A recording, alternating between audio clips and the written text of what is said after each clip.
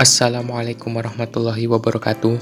Kali ini saya akan memaparkan video pemberdayaan kuliah kerja nyata Angkatan 64 Unit 58. Perkenalkan, nama saya Muhammad Noval Fikiran Sarnurani, NIM 1842335, Fakultas Ilmu Agama Islam, jurusan Ekonomi Islam. Video ini dipersembahkan oleh Universitas Islam Indonesia dan Direktorat Penelitian dan Pengabdian Masyarakat. Judul program yang saya bawakan yaitu Strategi Pemasaran dengan konsep bauran pemasaran 7P UMKM titip barang kos. Saya membahas mengenai hal ini karena ada beberapa konsep yang harus diperbaiki dalam melakukan pemasaran, terutama sumber daya manusia, yang dimana tujuan utama saya untuk membahas UMKM yang bernama titip barang kos tersebut yaitu agar bisa membantu UMKM ini agar dapat beroperasi selama mungkin, dalam artian tidak hanya bertahan di masa pandemi.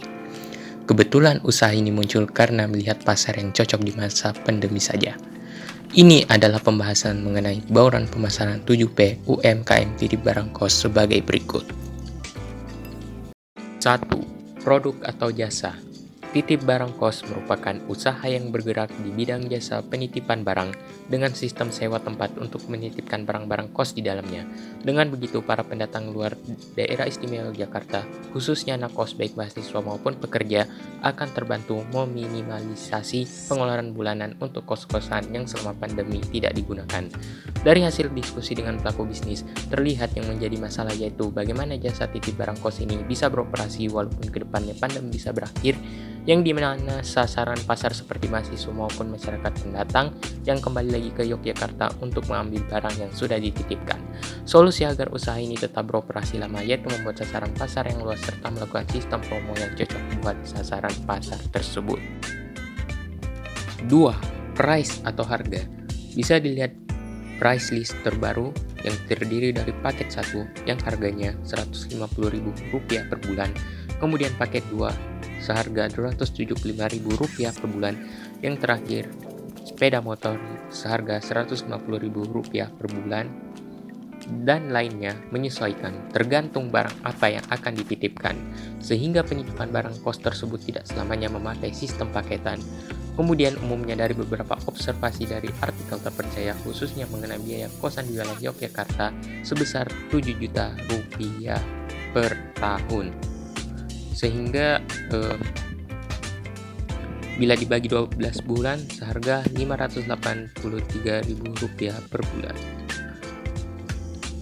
Kemudian dari sewa titip barang kos, karena kebetulan mahasiswa umumnya sering memesan dengan sistem penitipan barang satu paket atau paket 1 ialah seharga Rp1.800.000 per bulan totalnya, sehingga sasaran pasar akan menghemat Rp5.200.000 per bulan bila dibandingkan antara biaya kos per tahun di mana saat sasaran pasar pulang ke kampung halaman, namun barang tersebut dibiarkan dalam kosan berdebu, atau menitip barang kos di tempat titip barang kos tersebut, yang dimana barang tersebut akan dirawat, dalam artian akan dibiarkan berdebu. Seperti itu dari price list. 3. Place atau tempat. Gudang utama penyimpanan barang kos beralamat di Jalan Sumberan 2, Wonorejo, Sariharjo, Kecamatan Ngaglik, Kabupaten Sleman, Daerah Istimewa Yogyakarta, kode pos 55581, yaitu tempat di mana saya melakukan observasi, namun kemungkinan besar akan dipindahkan gudangnya karena biaya sewa gudang yang makin naik setelah setahun disewa, atau bisa saja tetap dipertahankan bila sesuai penawaran serta tempat yang kurang luas atau memadai, sehingga solusi yang dilakukan oleh pelaku bisnis ialah akan berencana pindah di Jalan Harjuno Banjarsari, Jalan Kaliurang, Kalimater 13, dan Jalan Kaliurang, kilometer 14,5, yang dimana wilayah tersebut berdampingan dengan perumahan warga sekitar, yang kemungkinan pelaku bisnis akan mengotak-otak agar bagaimana bisa mengambil hati warga sekitar bila terjadi kebisingan dalam melakukan packingan barang kos, yaitu salah satunya dengan bersosialisasi dengan masyarakat sekitar hingga mendapatkan izin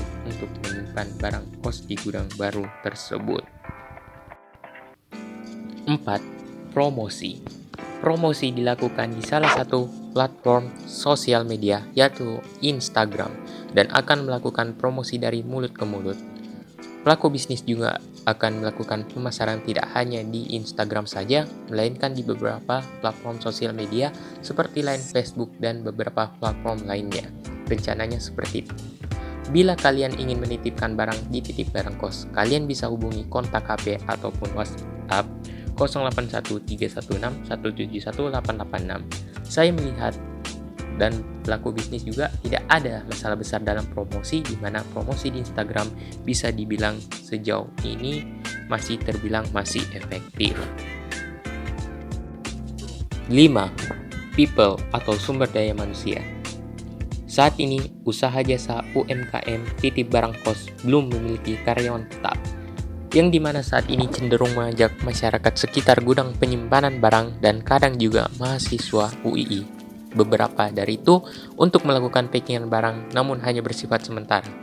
Yang menjalankan UMKM Titip Barang Kos salah satunya yaitu Bapak Nurman Santoso bersama dengan ketiga pelaku bisnis lainnya yang bernama Bapak Royan Hasibuan, Bapak Hasnul Hussein, dan Bapak Firly Akbar.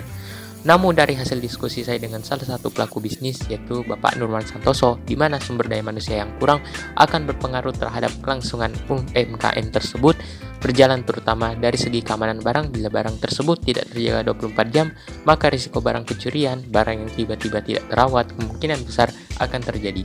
Maka dengan penambahan sumber daya manusia dan bentuk karyawan harus tetap dibutuhkan sesegera mungkin. 6. Tampilan fisik.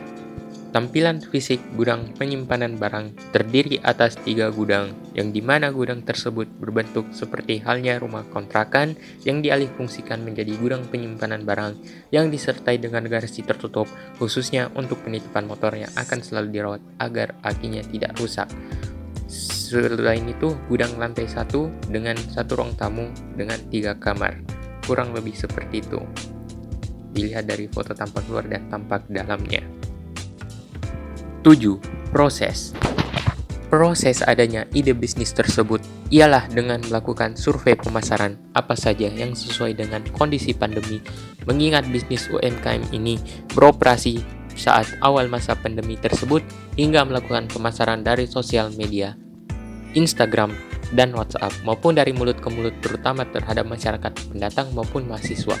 Saat ini, pelaku bisnis turun tangan untuk melakukan packingan barang kos dan tergantung dari beberapa masyarakat maupun mahasiswa sukarelawan yang bisa diajak seharian untuk membantu melakukan packingan barang hingga tetap digaji kisaran 100.000 hingga 200.000 rupiah per harinya. Kemudian, kesimpulan. Yang menjadi permasalahan bisnis tersebut menurut saya ialah kurangnya sumber daya manusia dan tempat yang kurang memadai, sehingga solusi yang didapatkan ialah dengan merekrut karyawan tetap sesegera mungkin agar proses pemindahan barang tepat waktu hingga sumber daya manusia bagian keamanan barang penitipan agar tetap terjaga 24 jam dan penambahan gudang penyimpanan yang sesuai kapasitas sehingga tidak perlu khawatir bila kapasitas penitipan barang kurang memadai, serta bagaimana tetap melakukan pemasaran secara islami agar bisnis ini mencapai maslahah bagi tiap umat manusia. Dan UMKM ini akan bertahan selama mungkin. Demikian pemaparan dari saya. Sebelumnya terima kasih kepada Bapak Muhammad Ragil Suryo Putro selaku DPL 1 dan Bapak Hazhar Kurniawan selaku DPL 2. Dan mohon maaf bila ada kekurangan, karena segala kekurangan hanya ada dalam diri saya dan segala kelebihan hanya milik Allah Subhanahu wa Ta'ala. Wabillahi taufiq wal hidayah. Wassalamualaikum warahmatullahi wabarakatuh.